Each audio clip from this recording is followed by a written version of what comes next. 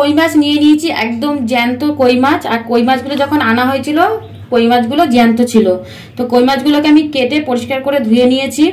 আজকে রেসিপিটা কিন্তু একদম অন্যরকম।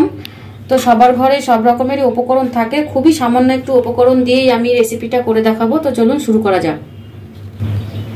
নিয়ে নিয়েছি এখানে আমি আদা, 1 চামচ জিরে,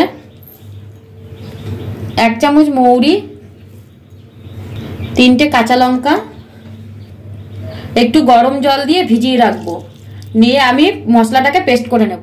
ভালো করে নুন হলুদ মাখিয়ে নেব। প্যান বসিয়ে দিয়েছি, প্যানের মধ্যে আমি তেল দিয়ে দিলাম।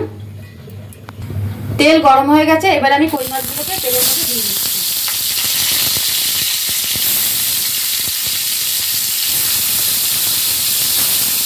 মাছগুলোকে দিয়ে দিয়েছি, এবার আমি উল্টে পাল্টে মাছগুলোকে ভেজে নেব।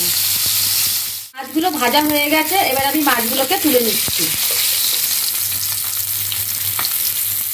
তেল রয়েছে, আমি আর অল্প তেল দিয়ে দিয়েছি। এবারে দিয়ে দিচ্ছি কালো জিরা। এবারে দিয়ে দেবো পেঁয়াজ বাটা। এখানে আমি 3টে পেঁয়াজ বেটে নিয়েছি।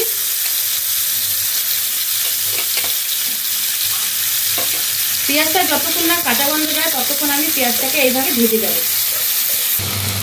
মশলাটাকে আমি বেটে নিয়েছি, এবারে আমি এই পেঁয়াজ ভাজার মধ্যে মশলাটা দিয়ে দিচ্ছি। মশলাটা দিয়ে দিয়েছি, এবারে আমি ভালো করে মশলাটাকে কষিয়ে নেব। দিয়ে দিচ্ছি স্বাদ মতো নুন, হলুদ, ধনে গুঁড়ো, কালারের জন্য কাশ্মীরি লঙ্কা গুঁড়ো। মশলাটাতে যতক্ষণ না তেল ছাড়ে ততক্ষণ মশলাটাকে আমি এইভাবে কষিয়ে যাব। এখানে কাঁচা পাকা একটা টমেটো।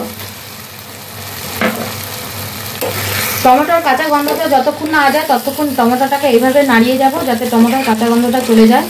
আর এখানে একটা মশলা দিয়েছি মৌরি।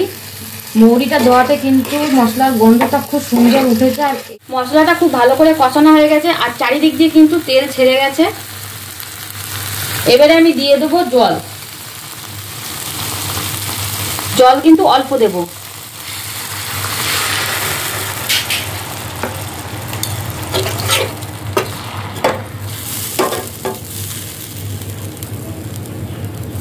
পাঁচ মিনিট ফুটতে দেব। এটাকে ব্যালেন্স করার জন্য একটু চিনি। আমি মাছগুলোকে দিয়ে দেব।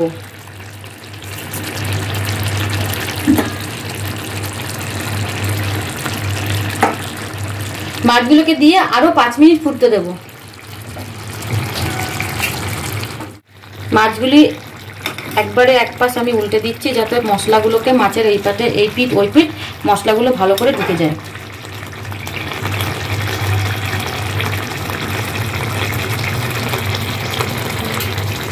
তেলকই রেডি।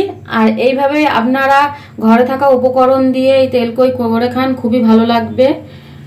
আর কমেন্ট করে জানাবেন তেলকই কেমন হয়েছে। লাইক করবেন, সাবস্ক্রাইব করবেন আর শেয়ার করে দেবেন বেশি বেশি করে। টাটা।